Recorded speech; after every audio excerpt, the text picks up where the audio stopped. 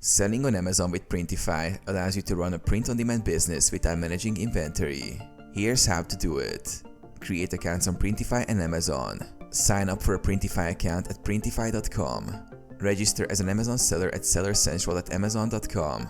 You will need a professional seller account to integrate with Printify. Connect Printify to Amazon. In your Printify dashboard, go to Manage Stores, add a new store and select Amazon. Follow the instructions to link Printify to your Amazon seller account. Choose and customize products. Browse Printify's catalog and select clothing, mugs or other items. Use Printify's design tool to upload your logo, artwork or branding. Set pricing and publish to Amazon. Printify shows you the base price for each product. Add your desired profit margin before publishing. Click Publish to list the product on your Amazon store.